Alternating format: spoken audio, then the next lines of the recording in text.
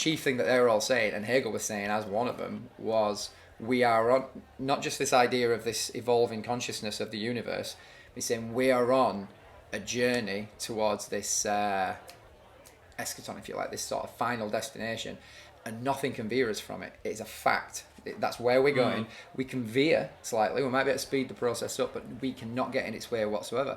Well, as soon as you look at something that way, you can see how that further down the chain can turn into some pretty totalitarian ideas, right? Like, what is this world like? Even if you only go back as far as 9/11, like they said, there's an exceptional circumstance.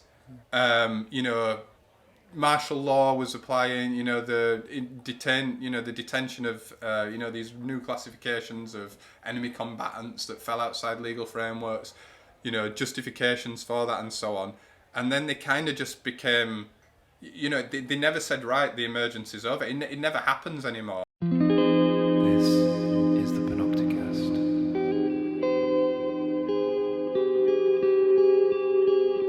Conversations at the edge of freedom.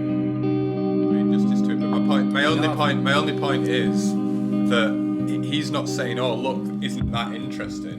I think he's literally saying, our political structures are secularized religious concepts. And if you look into the workings of power within those religious structures and concepts and what people were writing about, that is the origin of political theory. He's almost saying you will learn more from, and you will understand the way in which power works and the way in which the system works from reading these theological exegeses on the Trinity and on and on where, because then you will on reading sort of political science, because it literally came from it. We sort of reproduce religious. Well, you're getting back, and what you're doing is you're getting back to it's it's that thing again that it's all story.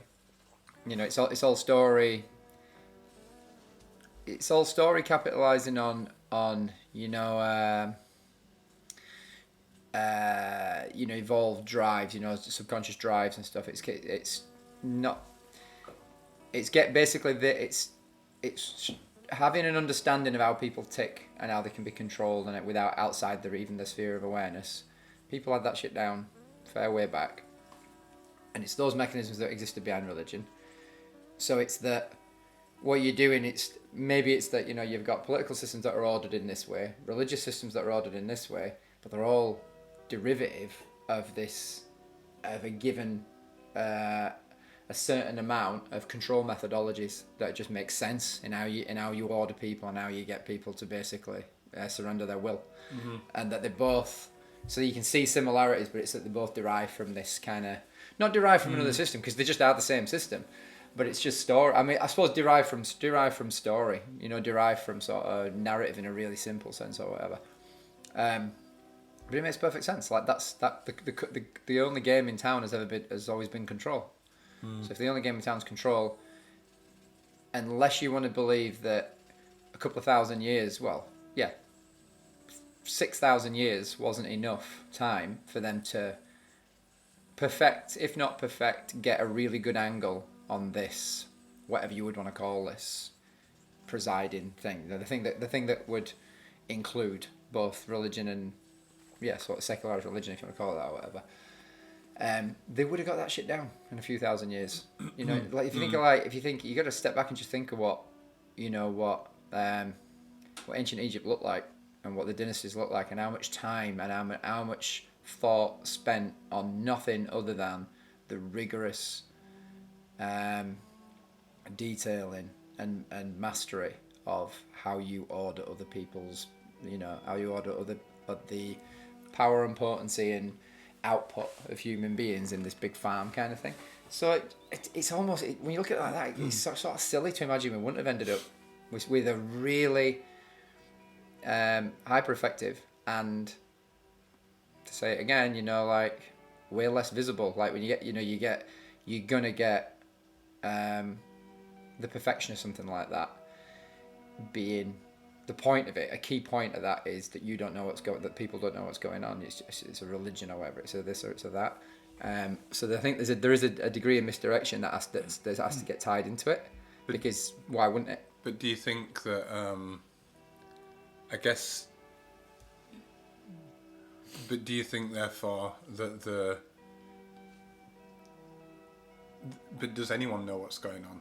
Do you know what I mean? It could be the machine. There's no Wizard of Oz. There's no one behind the machine. There's no Wizard of Oz, or there's people within subsystems within that machine that kind of know what they're doing. That'd be my guess. But my guess would be it's exactly like that. Yeah. It's like the machine, like the inheritors of a machine, who recognise it's in their favour and they just keep the machine running. And then I think that's how you end up with, as seems to be a pattern, in a lot of especially like esoteric traditions and kind of Masonic stuff. Not to be conspiracy about it, but like just what they believed, like and believe. There is a definite idea of this beautiful system. The eye at the top of the pyramid in their thing. Yeah. It's not an evil ruler, and it's not even God. It's beyond God. It's just like it's the unseen agency that, and it comes pretty close to God, but it's the unseen agency that unquestionably orders this thing in more of a way than just photosynthesis and plants are growing and there's a natural order. It's like they recognize that they've inherited a system which does order human beings, which does have certain power dynamics, which was set in motion in some way, even if just by people at some point. But the way, and when I by machine, I just mean like the sort of systems and assumptions, and even just grounding sort of cultural proclivities in certain directions or whatever. That it ends up creating a mass of this thing that is best described as a machine, and that the person most aware on planet Earth right now would only look at it and say, yeah, we don't really understand it, but it operates and I benefit from it, therefore I perpetuate it, and I'm happy to, increase its secrecy or maximize the continuance of me being a beneficiary to it rather than a victim of it. There's a big crossover there, a secularized religion thing. There's a big crossover there with the highly debatable but very interesting, the whole thing of not so much Marx, but critical theory in general being, because it's derived from Hegel and the young Hegelians and all the rest of it, and that Hegel did have basically an almost esoteric alchemist kind of religious idea behind what he was doing, which Marx totally turned on its head in terms of the idealism and materialism. But if you were gonna go look for a place that political ideas were heavily rooted, and where people have already made the connections and said, this is your Trinity, this is your this is your that, and laid it all out. I've got a couple of books already on the people who've done that with regards to Hegel and derivatives of Hegel, so that'd be a good crossover with that as well. That might be something. They've done what? Sorry, what have they done? So they've looked at they've worked backwards. They've looked at cult, like the sort of what they're calling race Marxism now, which is it's too much of a throwaway term, but what they're calling race Marxism is saying that. What, as in critical race theory? Yeah, they're saying the way that cultural Marxism was getting thrown around, now you hear more race Marxism, right? That Black Lives Matter and everything that's been going on, that it amounts to that. And it demonstrably is in terms of like where they think it's coming from. But to say that it's the next step in a chain, when if I just stood up and started and created my narrative, it doesn't necessarily mean I'm a descendant of Marx, right? I'm just one guy with an idea. So it's not necessarily, there's too much of an insinuation that it's part of a process and a lineage, right? So I was putting that aside. The people who were looking at calling it race Marxism and looking at how it's, a little bit, what was one quick example to make sense of it, to make one point of it. The idea of a totalizing idea that now the idea of systemic racism and white supremacy is literally, it's not even being put as systemic racism now, it's being put as white supremacy is the rule. White people can do this, that's all there is to it. Like there is this thing of you are either you either believe what it does is it deletes, it's an idea, the race Marxism thing, basically what's being put out now, it deletes all of the systems by which you can critique it. Like it's like, here is our viewpoint, and anything you come back to me with, it's just a product of white civilization or whatever, right? So in that way, it's totalizing. You either believe, I can dismiss everything you say, and our viewpoint is the only viewpoint type of thing. That's religion through and through. That's that totalizing idea is exactly what's always there. So that is one example. But when someone stacks, like 25 of those and then puts it in a historical context and says, and now let's go back to where it was actually religion. Like, this is a guy who said, look, this is a metaphysical idea. And then the metaphysical idea in the next generation, and like, I doubt Hegel thought he was doing religion, did he? But there's some interesting shit. I mean, because he it's speculative philosophy or whatever maybe you'd call it. Speculative philosophy, but in the realm of, like Hegel believed in a concrete sense that the universe was making itself conscious, that it was on a journey of realization. This is exactly what is in all this sort of esoteric literature. That's what people believe. It's that it's the consciousness becoming self-aware kind of thing through itself, right? It's a religious idea, and it's put in nature. All it's doing is it's a more sensible. It's a thinking man's religion. Like, it's just oh right, yeah, the universe demonstrably we're thinking. So it's not a big stretch to think that the universe is becoming self-aware in a process, right? And this is one of his key sort of points. That it's becoming self-aware, and that the journey of it becoming self-aware, and this is what's important, is there's a linearity to it that you can't change. This is what's at the this is exactly why something like a lot of esoteric literature and stuff could be ignored by someone thinking like, well, like, why is that worthy of my time looking at what esotericists were talking about? This is exactly why it is worthy, because the chief thing that they were all saying, and Hegel was saying as one of them, was we are on not just this idea of this evolving consciousness of the universe. He's saying we are on a journey towards this eschaton, if you like, this sort of final destination, and nothing can veer us from it. It is a fact. That's where we're going. We can veer slightly. We might be able to speed the process up, but we cannot get in its way whatsoever. Well, as soon as you look at something that way, you can see how that further down the chain can turn into some pretty totalitarian ideas, right? This is where we're going, and we are on the side of this God, this nature, this idea. It's not a God. It's like in much more sensible, easy to grasp terms. Now, yeah, don't get me wrong, he's not talking about the bearded guy in the cloud, but not even in the sort of slight stretch with the Agamben thing of like, actually, this is basically operating exactly how a religion does. But even closer to religion than that, he is talking clearly in metaphysical terms, but he's saying it's got political ramifications, and that this is the idea of his dialectic, the idea of a good part of his work came out of this central sort of idea. Now, that's not to say that, especially when you've got Marx turning up and going, Marx could easily be turning up and looking at that, and a lot of the other young Hegelians could have been turning up and saying, bless him, what an old quaint, like they did with a lot of the sort of Renaissance alchemists and stuff. They were like genius, but kind of a product of his time. And you can especially put that on Marx, because what does he do? He literally turns it completely around and gets rid of all that sort of metaphysical approach to the sort of ideas approach, and it goes fully materialist.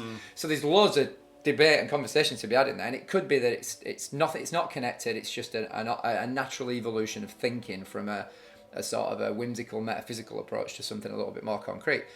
But it is very easy also to draw that lineage, and still now, again, lots of leaps, because there's no lineage, but still now to look at the way race Marxism, as people are referring to it, I'm sure there'll be a better term. Who's referring to it? Is that the critics or the proponents? Both.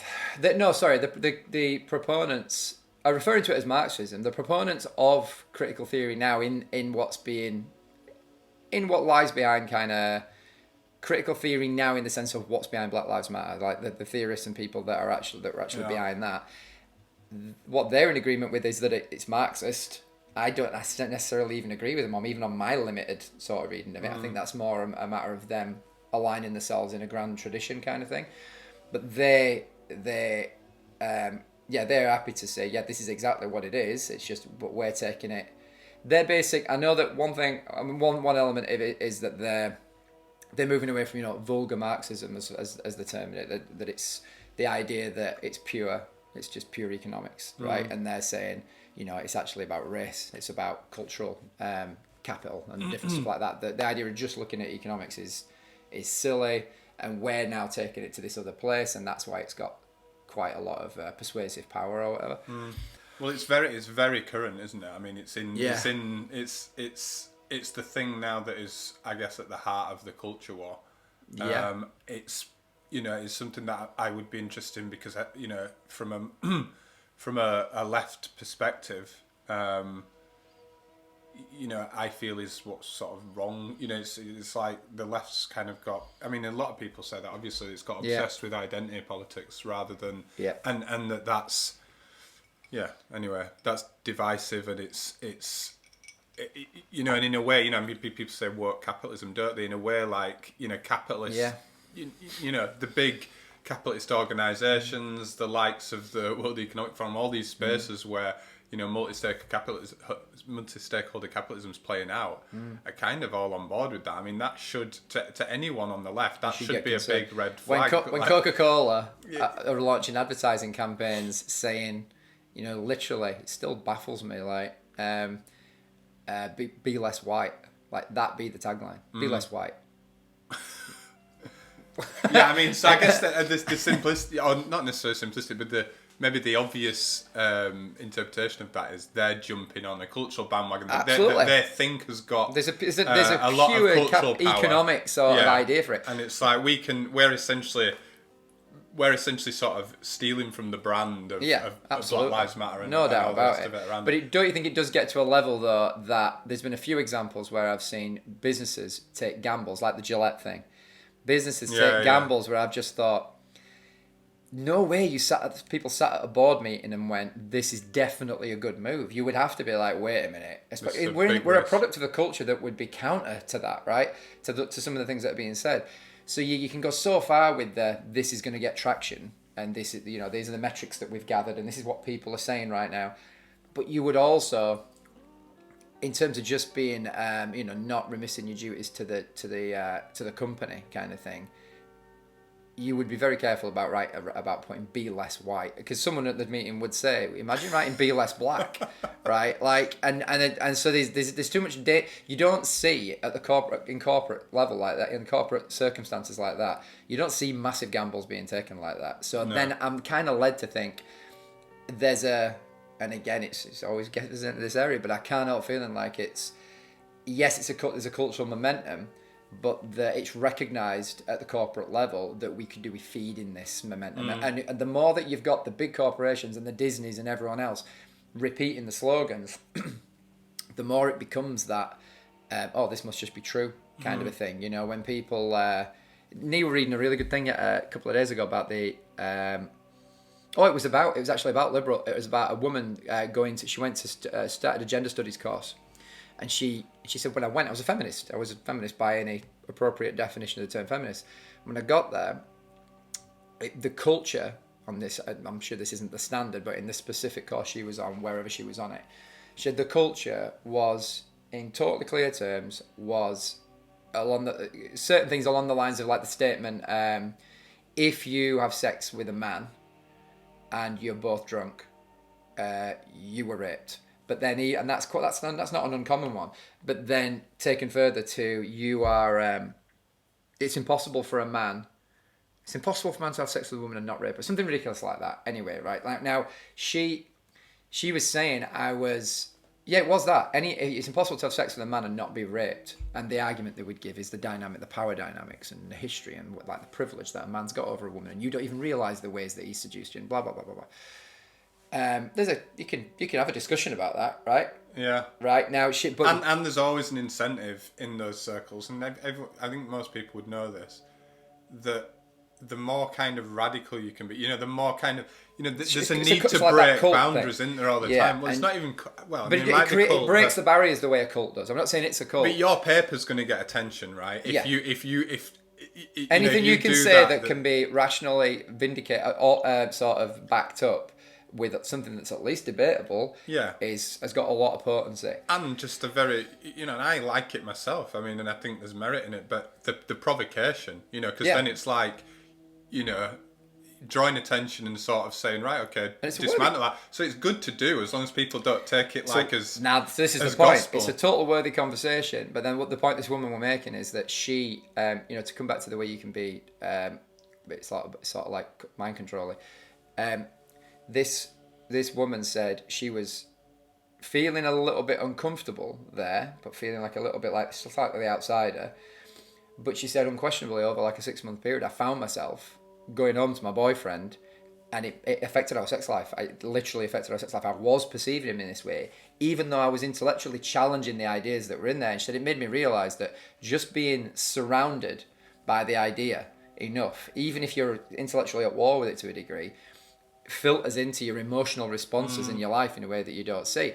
In a similar way, you know, so it's putting someone in that environment and that being the dominant narrative, the main thing that's being heard or being expressed, changes people whether they're accepting it intellectually or not.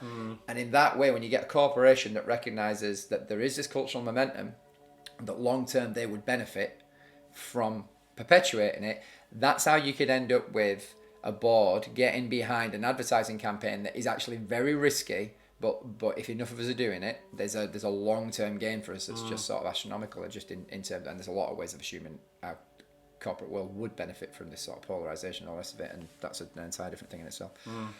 I mean, at the very least, I mean, I think that's really interesting, yeah. But at the very least, it's not challenging power in a serious way. I mean, it's you know, I get the sort of micro politics of power and all the rest of it, but it's not, you know, like the left used to, you know, like there was a big hoo-ha recently. My mum shared something with me where, are you familiar with a guy called Paul Mason? He's a journalist. He used to be Channel 4. He left his corporate job at Channel 4 and became, you know, a bit part of the Corbyn project, and then he essentially sort of stabbed that movement in the back to some extent by kind of backing Starmer and saying, oh no, he is kind of, you know, he is a man of the left and all the rest of it. Anyway, there was a recent set of leaked emails whereby he'd been Mason. Yeah, it's called Paul Mason. Yeah, you just pointing to the Mason. No. Mason, no, right? I'm saying that's whose email you're talking about, not someone else. Yeah. And he'd been, I don't know all the details, but in a way that's not important to the point I'm going to get to. But he'd been trying to take down a organisation called the Grey Zone that does investigatory reporting, and there's a guy called, I think it's Michael Blumenthal or something Blumenthal, that's often on the Jimmy Dore show. I don't know if you've seen the Jimmy Dore show. I know all these names, but I can't remember. So he's a comedian, but he does a kind of show that he's on the anti-authoritarian left, I would say, but you know, very critical of both sides, and you know, and all the rest of it. And you know, a populist, I guess, as well. You know, it's like this power elite is against us. People need to break out of this. Yeah. Anyway. So he's doing that. He's been on Joe Rogan as well and stuff. What's it called? Sorry? What's it called? Jimmy Dore. Jimmy Dore. So yeah, this guy Paul Mason's been doing that, and just one of the quotes in this email was that he was very worried about the development of an anti-imperialist left identity. Now, if I like.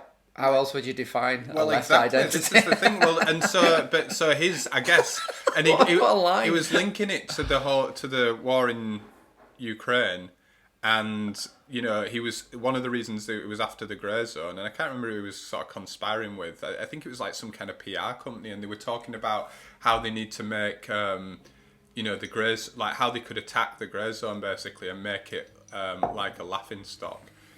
The way this PR company phrased it was something like, you know, a Jon Stewart moment. Like, I don't know if they were referencing the lab leak or whatever, but you know, when it's like, if you just make something, you know, it's that's the most effective way to break. You know, if you can make something a laughing stock.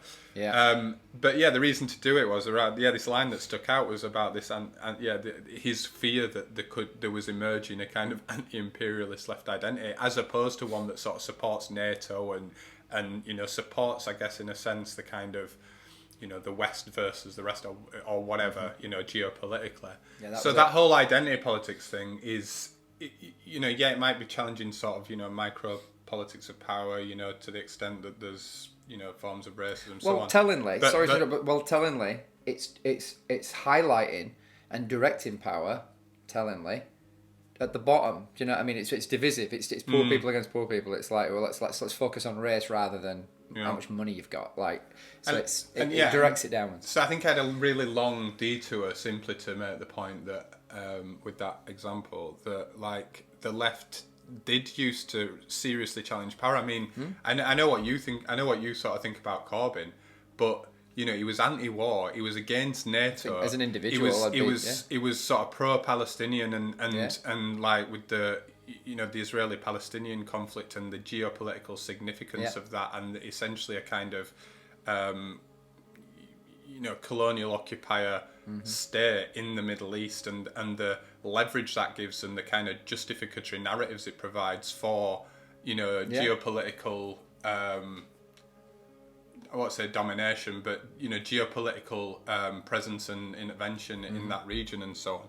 So like I think undoubtedly that Corbyn represented a serious threat to power properly understood, or at least understood in a significant sense. I'd agree. In a way in which within the game, within the two-party game, there's no doubt about that. But not even within the two-party. Well, slightly outside the two-party game, because the two-party game is precisely the game that even the democratic game. I mean, I just mean like, because my only issue ever with him was purely the voting thing. It was just like it drained all of the momentum out of people who were becoming anti-state as a result of the way things had been.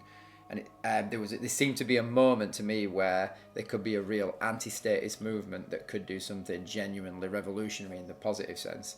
And then at that moment, Corbyn was there, and it was almost like, oh, stop being so good, you prick. Like, it was like that. And so I never took issue whatsoever with his politics. It's obvious, almost like suspiciously and sort of, like over the top an ideal, right? But in that way, just revivified people's faith in the system, and then now it's like we're kind of desensitized again. Now people couldn't get back to that sort of zone in a lot of ways because it's like that moment's been lost kind of thing. So it was that's all very sort of fucking airy. It's like, well, give me some evidence for this shit. It's always very much just like a leaning and a feeling towards how I felt things should proceed kind of thing. Well, I never took issue with him. I mean, I'm not even sure. I mean, you have to kind of let's do it. I mean, you have to explain the logic of that, because, if you're saying on the one hand it was drawing away from, firstly, like, I think, drawing away from some kind of sort of anti-state sentiment. Like, I honestly don't think that power, like, I mean, it kind of links a little bit back to the Agamben thing. I don't think power is particularly bothered about that anti-state sentiment. I mean, on the one hand, it's only in one way, purely in the way that if enough people refuse to vote, the legitimacy of the system itself is it becomes questionable, and at that point you get a lot more moderate people, if you like, that start to have to accept the reality that 70% of the population, there could be some serious violent upheavals or whatever, unless we react to this actual democratic fervour, this actual democratic sort of will, if you like. Yeah. Purely that, and once you're in that zone, it's like, who knows what the fuck would happen? But that's the point. It's like at least something in that direction where a conversation starts to be had about why this inherently, almost comedically corrupt and asymmetric, finance-based bullshit, like, just the wealth disparity, the land ownership, pick your thing, right? It's nonsense. We all know it's nonsense, but we all sort of carry on because it's like the only game we've got is this game, like, and that's the game that I saw purely as a result of so many overlapping spheres, so many people. I could see it visibly, not just in my circles. I could see visibly people that were very normal sort of starting to talk about it in a way that were like, this is a cultural moment that over this next year it'll either do it or it won't. And it were right in that moment that Corbyn, amongst other things, was just there. But but yeah, I mean, who knows? That I could quite easily have been wrong about that. Maybe there's enough legitimacy to the system. I don't believe this, but maybe there's enough legitimacy to the system that Corbyn getting in could have been revolutionary. But I always came back to my backup behind that was always, though, if he actually was, he wouldn't be there for long. By some means, exactly. Which is exactly what happened, kind of thing. But just with the other part of the logic though. But then you said as a result of that kind of the failure of that project, and I think a lot of people who were more closely attached to it, not necessarily people on the periphery, sort of it was an awakening moment for many people because they saw how biased the media was towards him. They saw how much it's a JFK type different moment, elements of like, power. As soon as you're an actual threat, even within his own party. Yeah. So and then you said also, and then people became even more sort of despondent. So, but if that's the case, people became more despondent. Did you said that, didn't you? I think people. I guess my point is, if then like that's happened, you would think you would then think that would that even if more bolster you would the think it anti-state. Yeah, but I think this is similar to, like we've said, all the shit that was going on during the early stages of COVID. If that would have happened 15 years ago, there's no way they would have got away with it, kind of thing. Like, but once everyone's done the million march for Iraq, once you've gone through the 20 years that we've got, the 9/11s and all that, the exhaustion of just terrorism, fear, and bullshit, you get to a point where you will get away with a lot more, kind of thing. People become exhausted with it. So there's a moment, if you wanted to choose if you had a time machine and you want to pick your revolutionary moment to throw in the Communist Manifesto, the version of the Communist Manifesto that you've got to trigger the revolution, whatever, you would carefully pick that moment to be a trade-off between, opportune circumstances and the will for it, right? And I'd say the will for fighting back against like all the COVID restrictions that just wasn't there, and that people were just astounded that people weren't kicking off about it. That will was there 15 years ago, and it had just been whittled away. In a similar way, I'd say that the perfect confluence of circumstances, the information age revolution being exactly where it was, and all these things, and the big one with the dissolution of the conspiracy movement, basically. A lot of the people that had been into the conspiracy thing that were now having a sort of a reality check about what was the baby that should be kept from the bathwater and what should be thrown away. A lot of different people in so many different groups were in a zone that seemed to me like, whoa, this has actually got potential. But it was so precious, So it's like then Corbyn comes along as one of many. I'm blaming Corbyn, but that phenomenon happens. So many people in there that were kind of like this go, oh my God, no, I'm not. I will refuse to drop out of the system. I'm going to vote. I'm not going to be one of, And then suddenly it shifts back over. Once the Corbyn train sort of grinds to a halt, then I just believe you've got, if not a huge amount of those people just literally going, I'm fucking done with this bullshit. If not that, you've just got enough of a draining of that momentum to not have a chance of getting back to, let's face it, the huge amount of momentum you would need to have, a majority of the population kind of thing, to be getting to that level of a critical mass where you've got, our mums like going, no, these people are right, like this is the new 60s style revolution, like this is it's come to fruition. There needs to be. It's very easy to write down the list of why our political order is just ridiculous. It's just so ridiculous. It's just that it's all we've got, so we go, look how ridiculous this is, and then we carry on. Like you would only need the percentage asymmetry, the sort of wealth asymmetry is enough reason on its own for you to just say this needs overthrown immediately. But people won't do it because it's a big leap.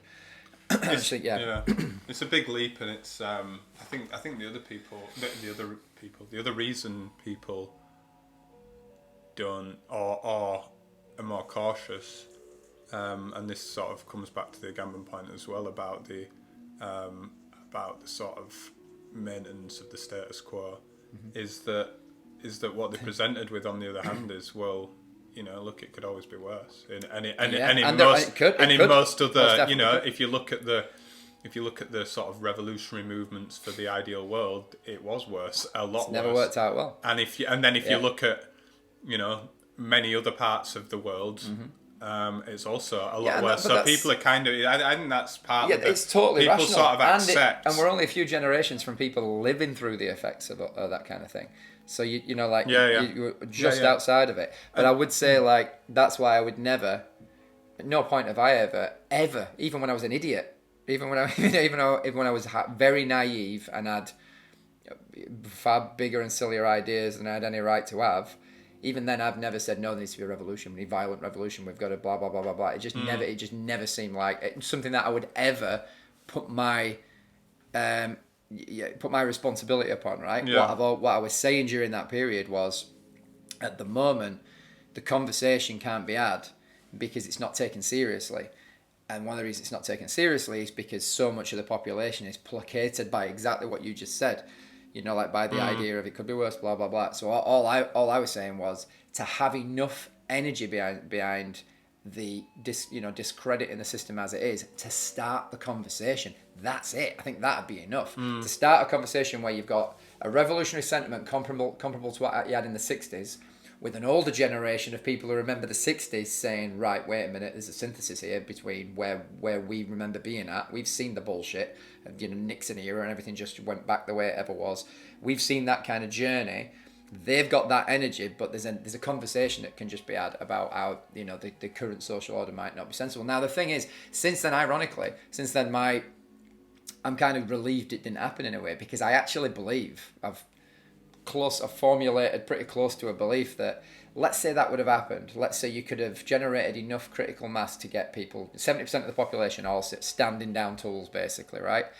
I really believe now that at the point that you achieve something on that scale, if you even could, all you're doing is forcing the established order to swap the carrot for the stick. You're just talking guns and tanks until order is re-established. Well, okay, this is good. So down in tools, I mean, I guess it's an interesting metaphor if that's how you meant it, but that's what the left wanted with the general strike, right? Yeah. It's like, there were all these there was the different, not divided unions, but the segregated unions in different industries. I remember, if you read sort of people on the right, I remember Hayek, for example, I think he used the term holding the community to ransom. That's how he viewed unions, because basically, so he meant the negative connotation.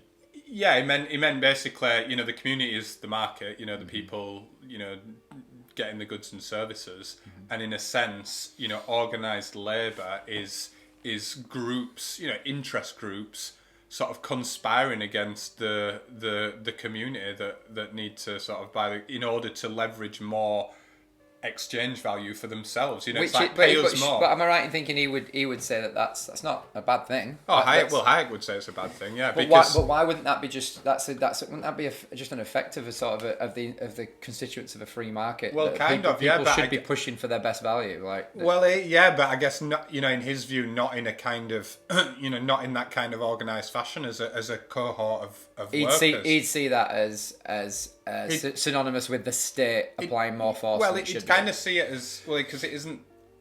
It'd see it as a monopoly. It'd see it as an effort of labour to create a monopoly for itself, or large constituents of labour to do that. I mean, the irony is that, of course, capital itself does that. It never does operate in a free market. It does kind of consolidate, and then which the people doing that is a good counter. Yeah, exactly. Yeah. And I don't want to get but as well, we've seen. We've seen increasingly, since Thatcher Reagan era, as the latest iteration of it. In say the sort of 50s and 60s, the share of the surplus and how it was divided between capital, as in unearned income based on investment and so on, to labour, was much smaller.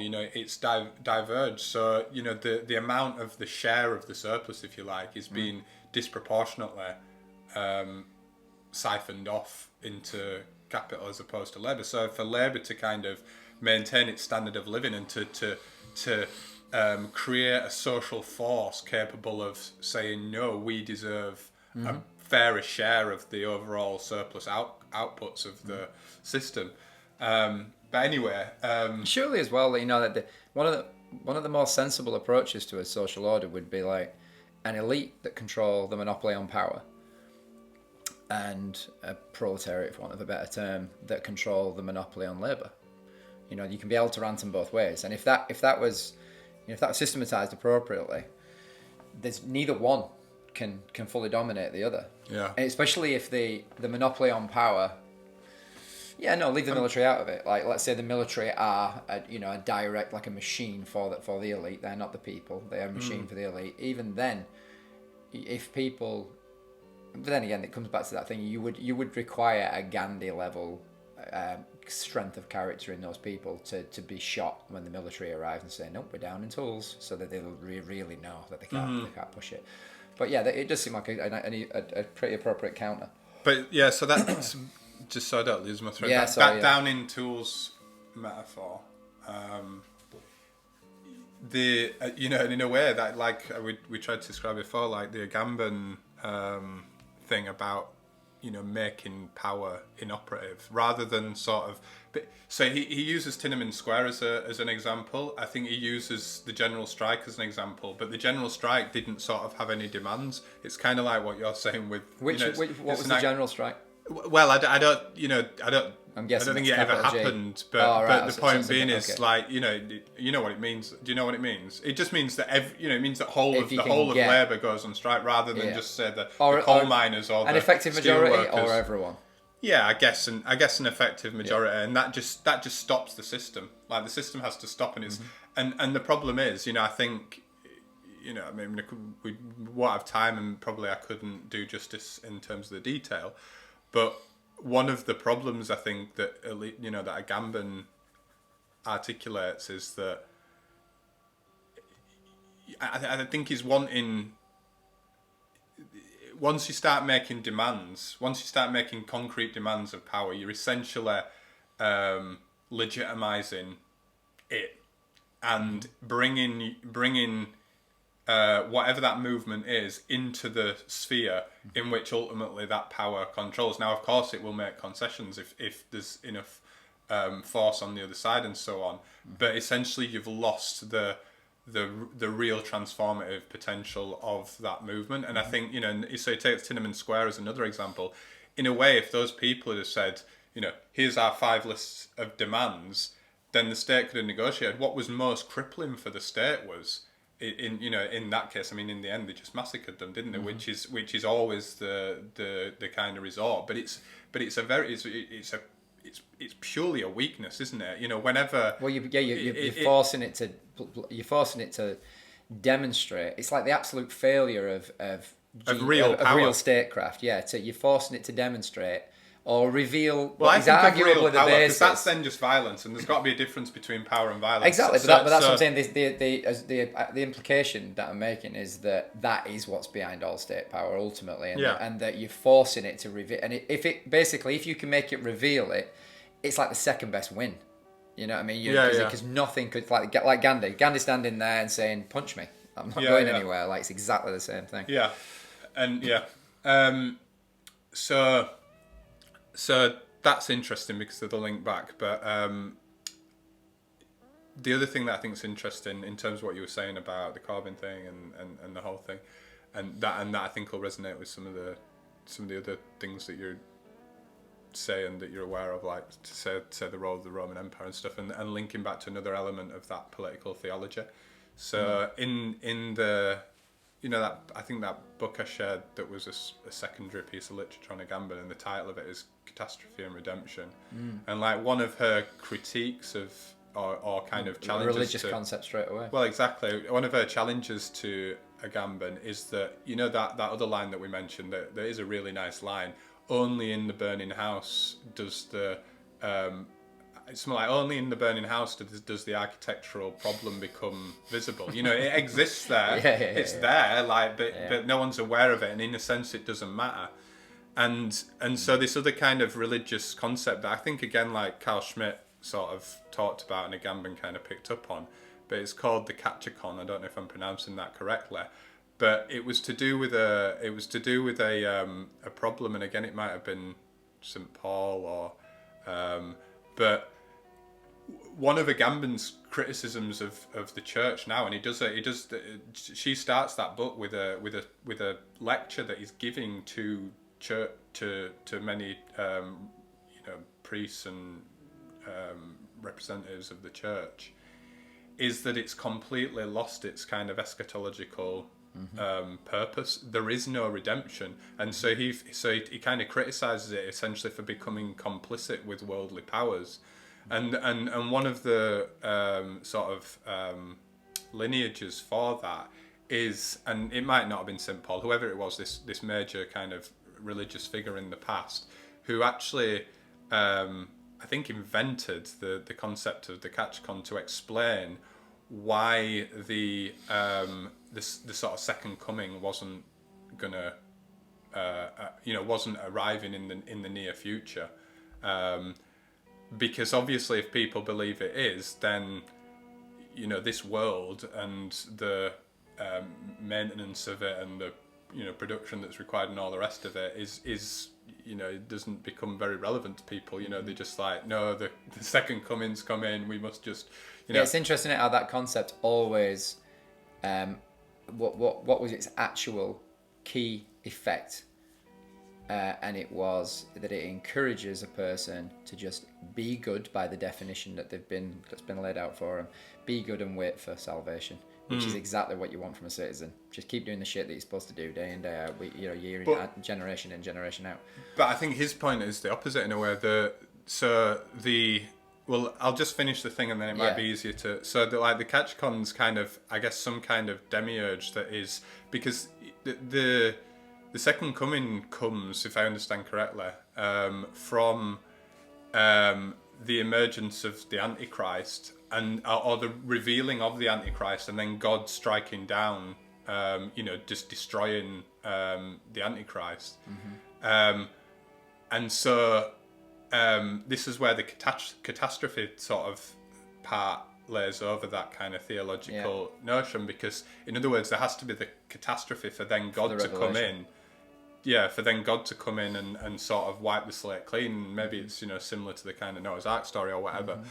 But what the way in which secular power was justified, and this was the kind of alignment of the church with the Roman Empire, the Holy Roman Empire, was that that essentially represented the worldly power that was holding back the kind of chaos and disorder.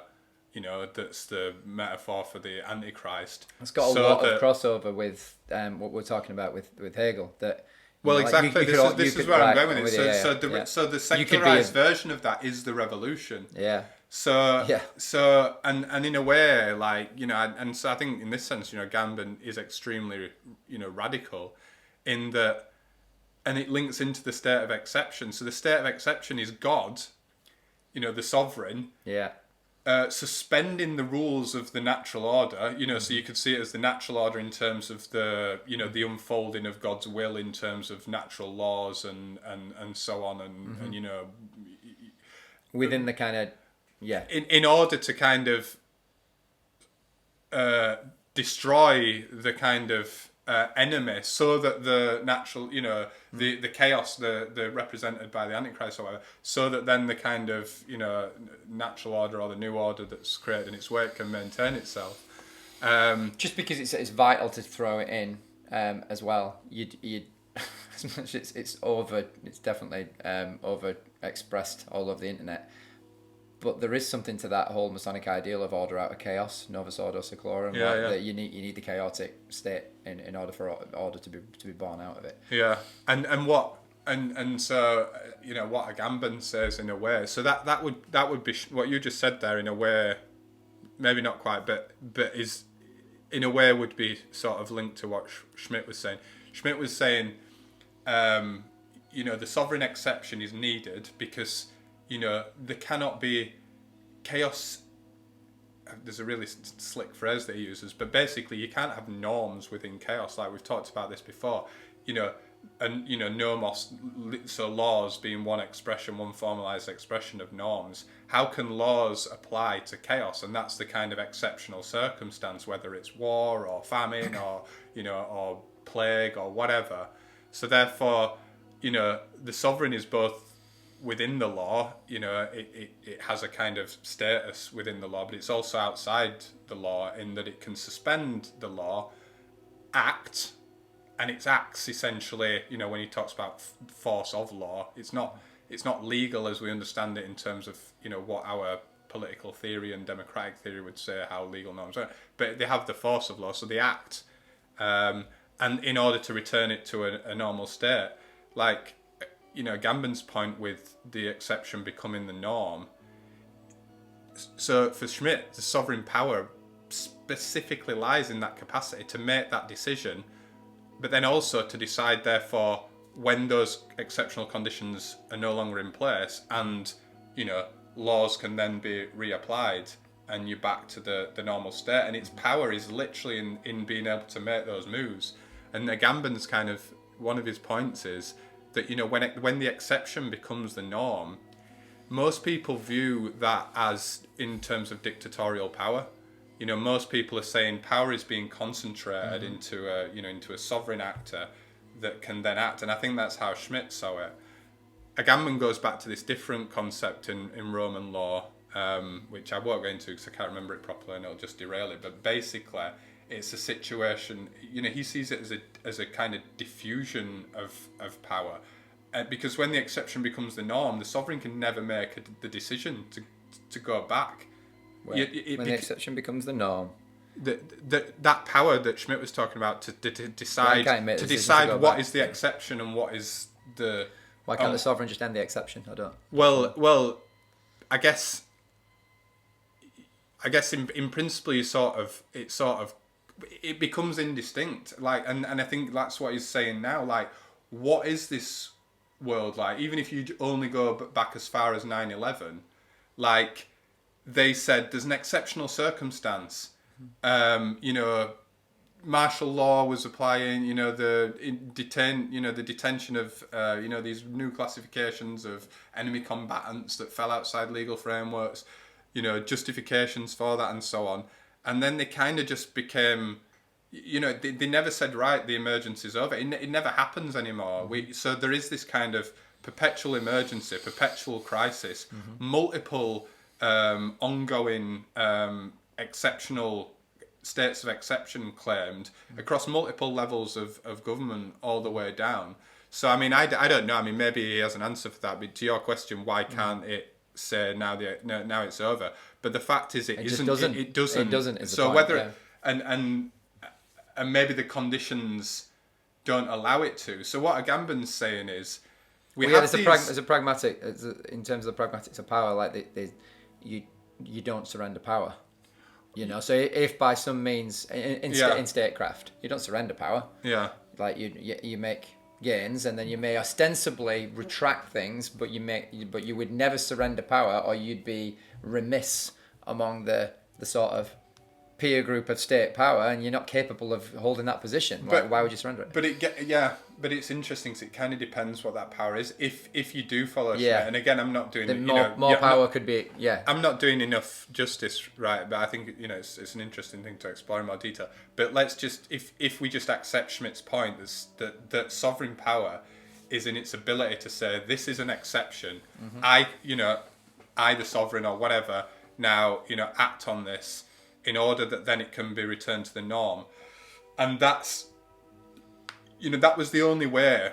So another way to, or another layer to this is, what Schmitt was really trying to do was to argue against other jurists to say, I mean, it was all about Article 48 in the Weimar Republic, which was, you know, ironically, the one that Hitler used to have a 12-year state of exception and do all the things that were done legally under that, because it was legal to suspend the whole constitution, and therefore, and Schmitt was desperately trying to reconcile the need and ability for the sovereign to do that with the legal order, and that, you know, to say it's legal to suspend the legal order.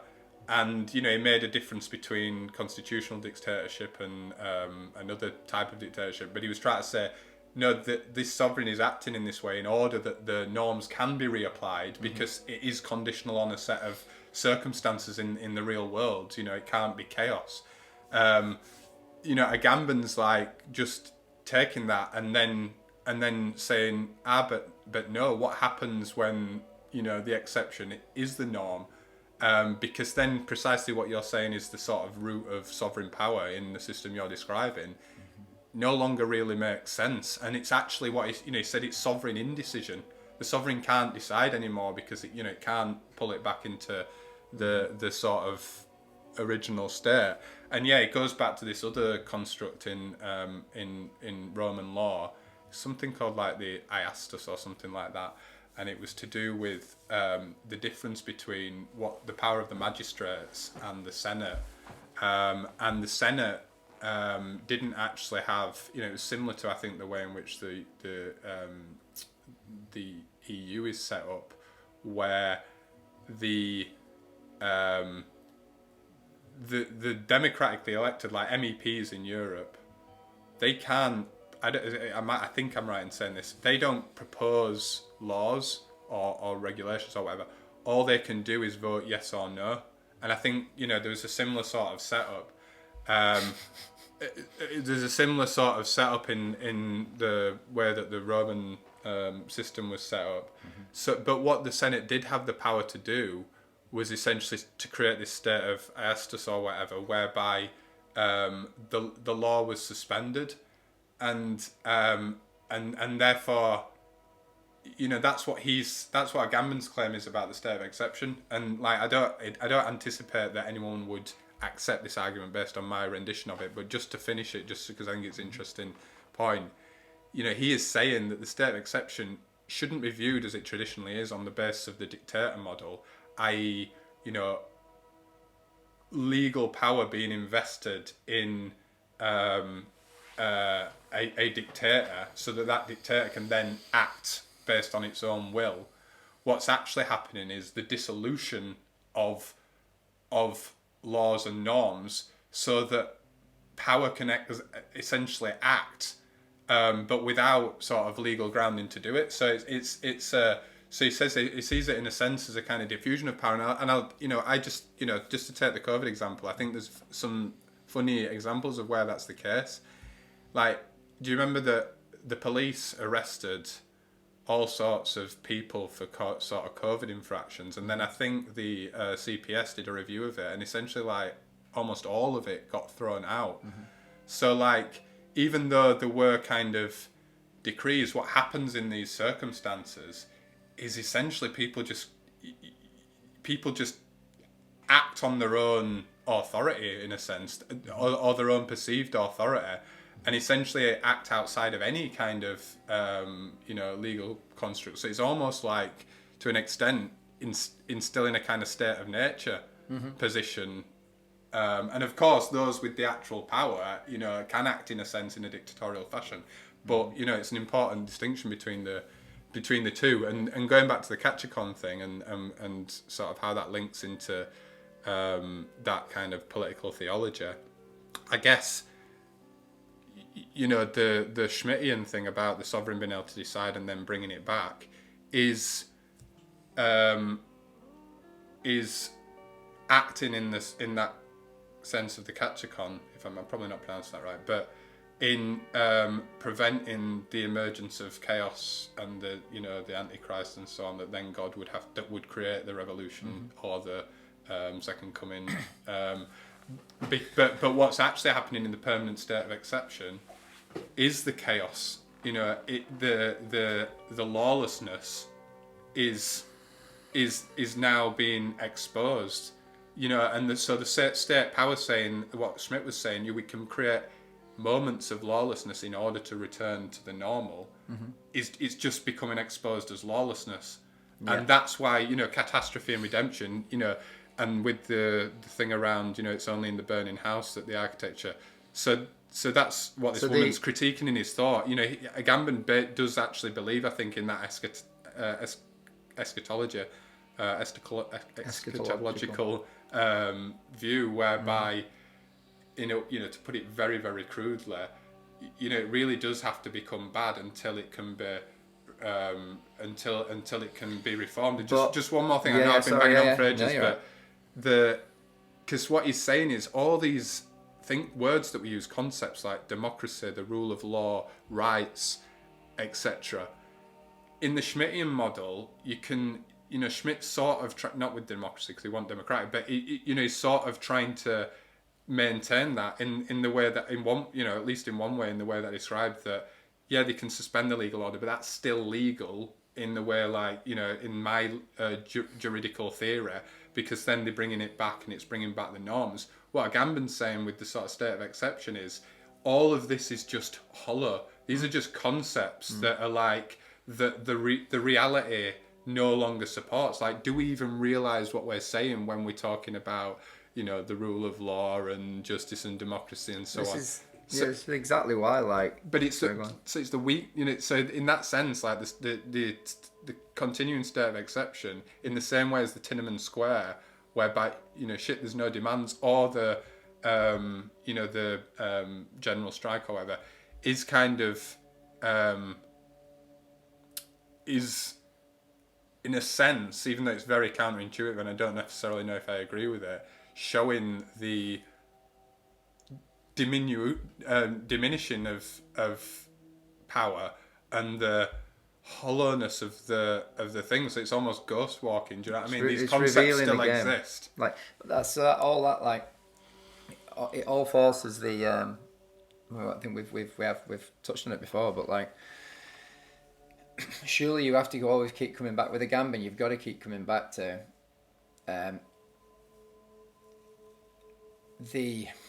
this so that fluctuation between the exception, between chaos and order, right? The proposition that chaos is a necessary component of order, and the continuance of the status quo kind of thing. It could be, I don't know if it is, or I'm taking a position on it, but it could easily be that in the the historic understanding of statecraft and benevolent statecraft, not even assuming a sort of an inherently sort of cynical and sort of dark connotation to it, that in benevolent statecraft it would be reckoned just in the same way that in any other sphere of knowledge or in the sciences, it's recognized that you can't maintain order, that chaos will build and break down. What do they call it? Order out of chaos. So is that what There's a word in it. Entropy, right? So in the same way, whether on like theoretical ideological on a theoretical or ideological basis, or whether on an actual proven over time that you cannot, especially in human systems, you can't stabilize this sort of something that's going to be ideal constantly. You could argue that there's a benevolent way that works. I could probably buy that in a certain way, right? As in, I could probably lean that way. That in some way, you've got to compensate. As long as there is that internal chaos where people are manifesting and living out a lot of shit, a lot of crazy shit, there's got to be a corrective mechanism by which that resets the slate, and then everything starts again for a period, right? So that could be a part of benevolent statecraft. It seems like my intuition here is that like a good yardstick for when statecraft veers away from being, whether benevolent, let's not even say benevolent, that's not the right term, because I think you can get a benevolent dictator, but I don't think you can get a benevolent state. What you get is a state where an elite is managed in which its benefits are decent enough. It's like sort of whatever the heights of pick your sort of whatever Greek example or whatever, where they just recognise we're superior to everyone, we're better off than everyone, we're doing all right, but we play this role, we play this kind of parental role over the civic body, but we recognise that we don't want to hurt people, and it's benevolent to that degree, but it's not benevolent in the family tribal sense kind of thing.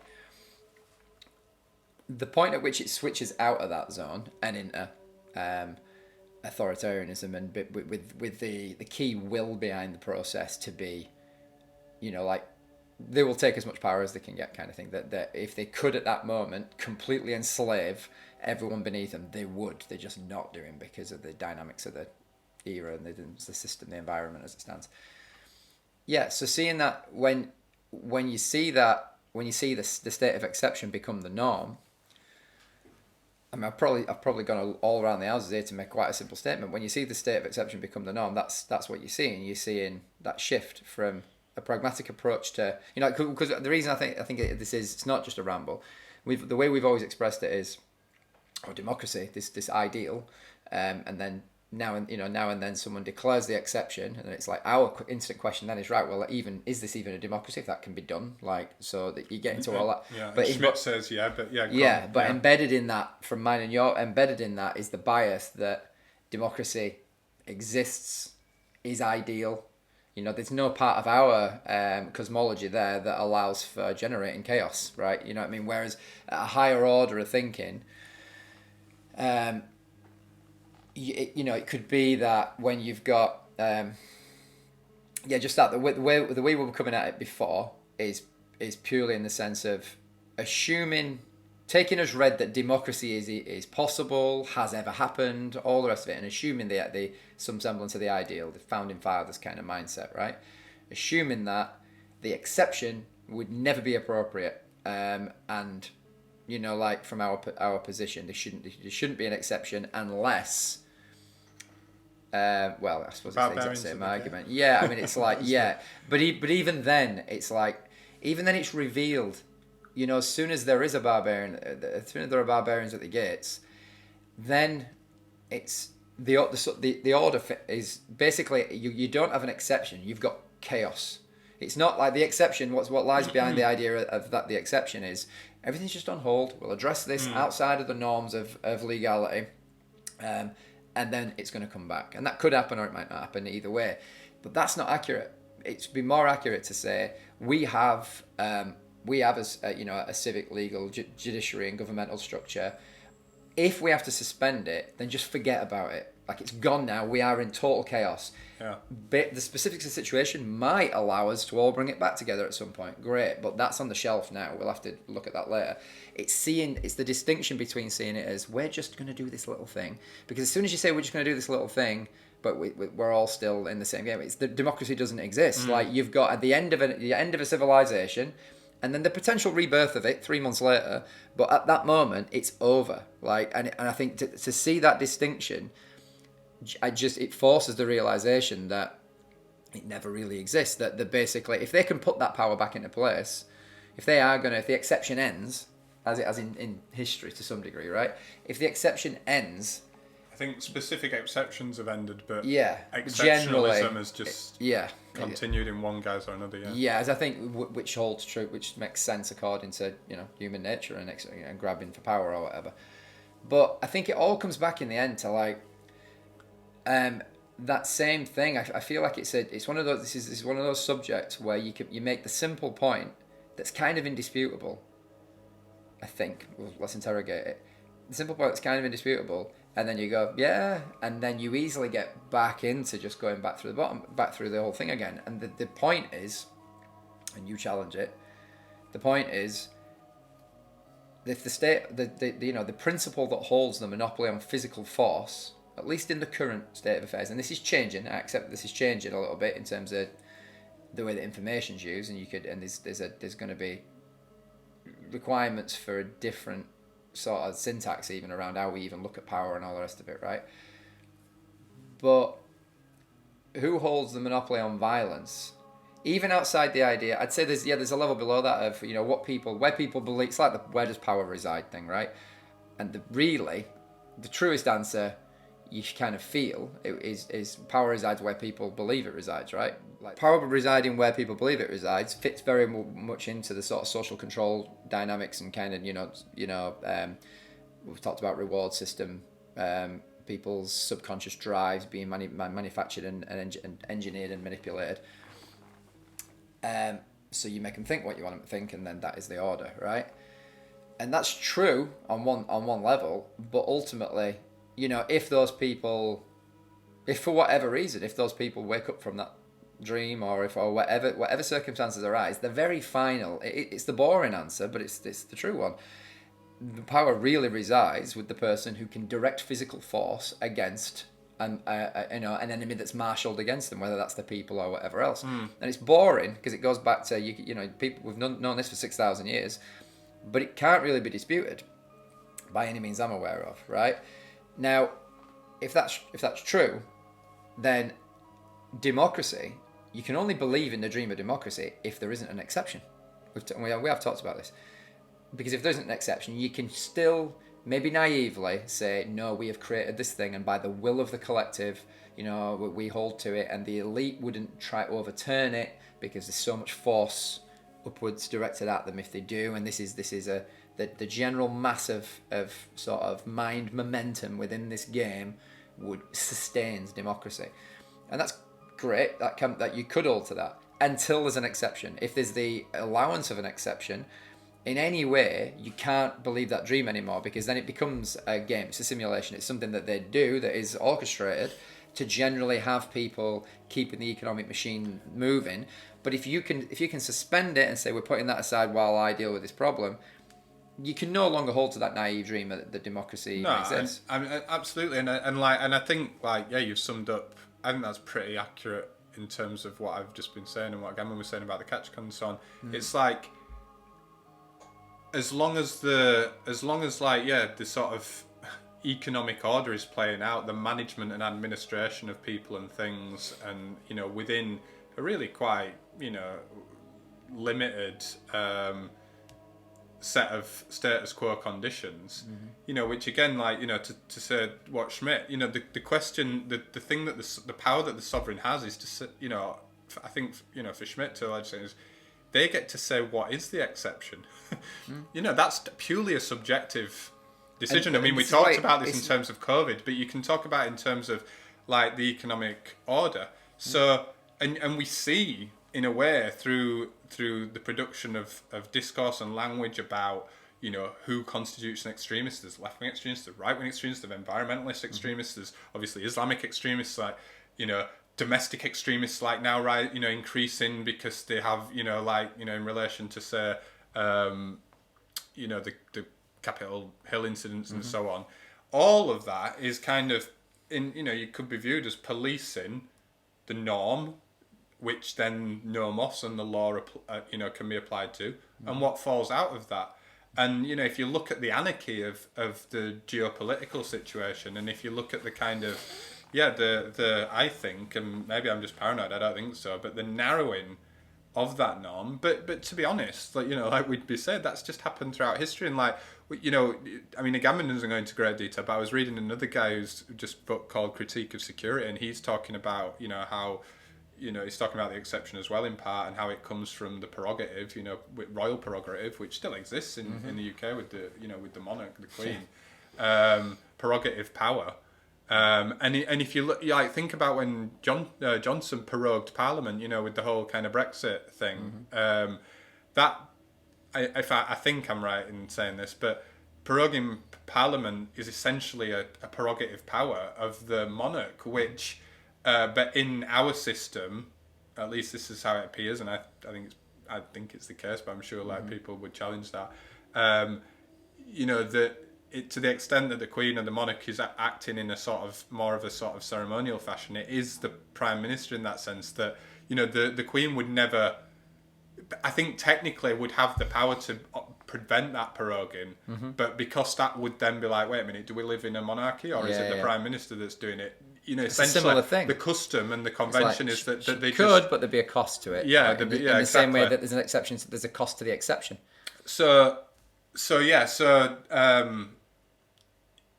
Your main point around, is it a democracy? Well,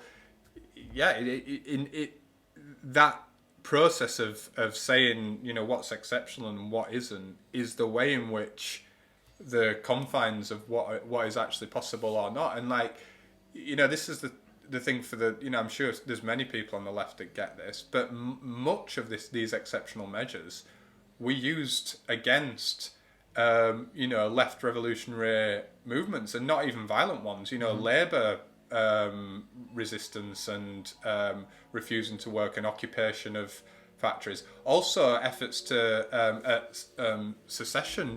Within political unions like the US, or what was happening in Spain. Was it Catalonia that was trying to actually talk about decentralization as an option? Was trying to say, no, we're sovereign now. We've had a vote amongst all the people in this area that we want to. And what happened?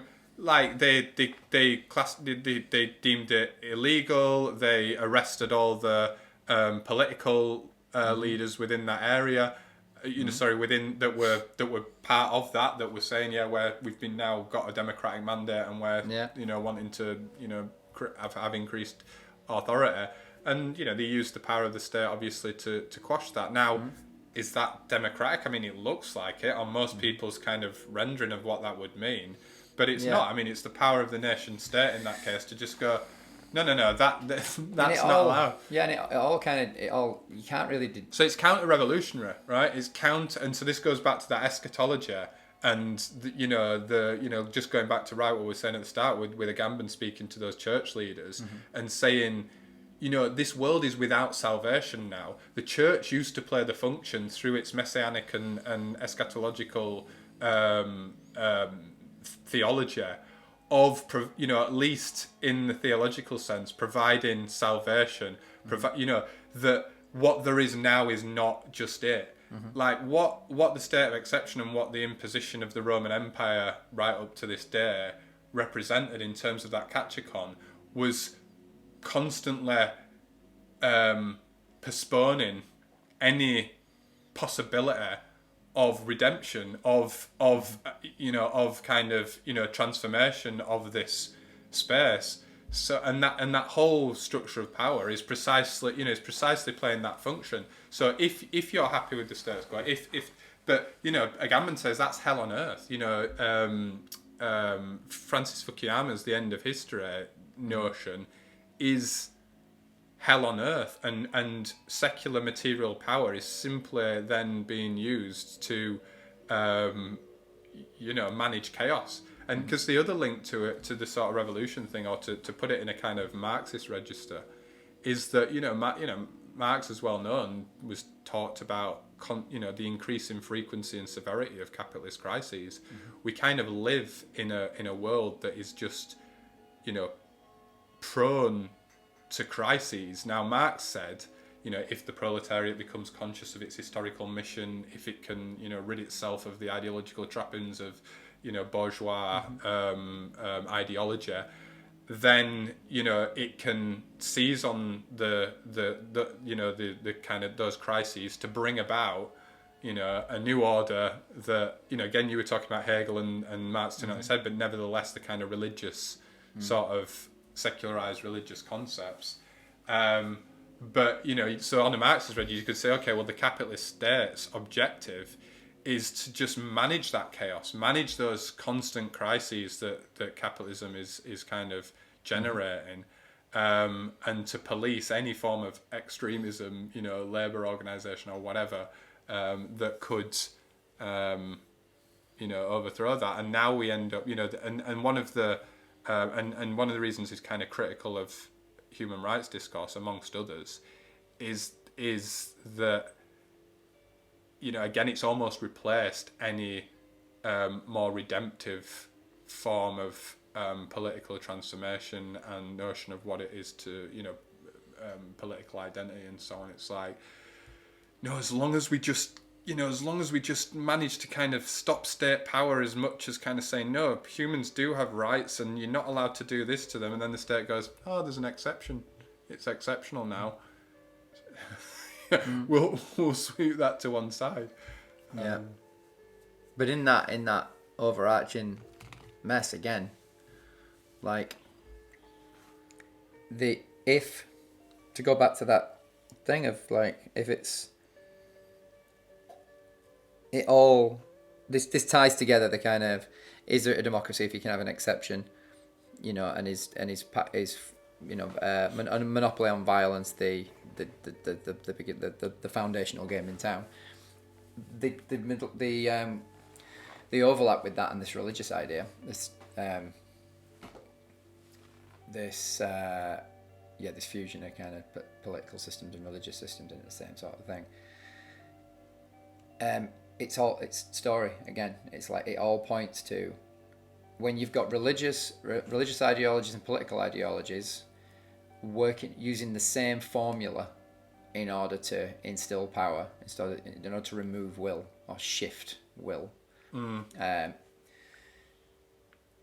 then you've got that on one hand. You've got this formula of power that operates, that's arguably maybe operates.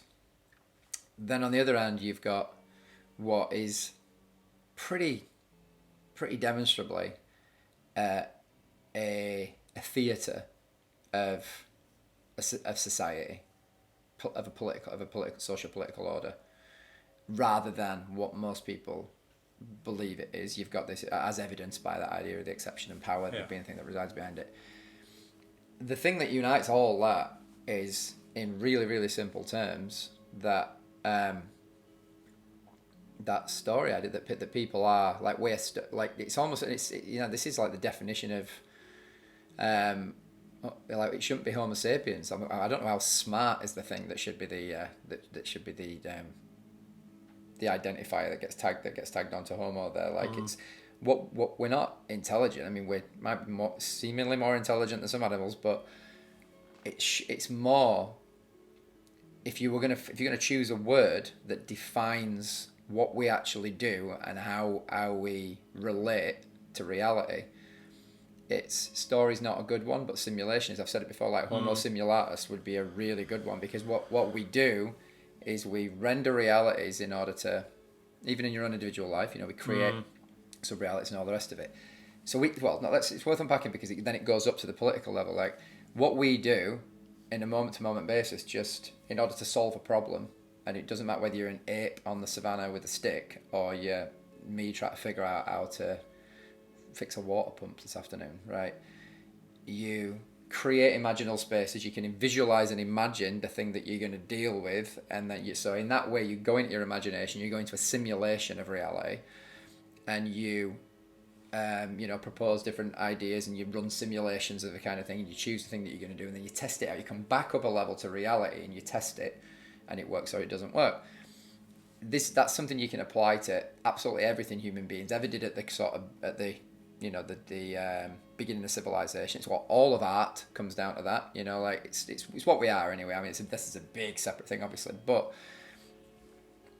given that's, I would say, probably it would need to be done on a longer timescale, but I believe I could definitely argue that is intrinsically what we are, more than we are anything else.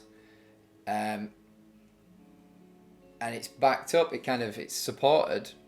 If we assume that, if we just run with that for a second, it's then very fitting that if you were to be in the same way we have mastery by looking down into an area and doing shit, we would come under some control in a similar way, right? So if you were going to, political control is most likely to be chiefly orchestrated by narrative, by simulation, by a story, by theatre.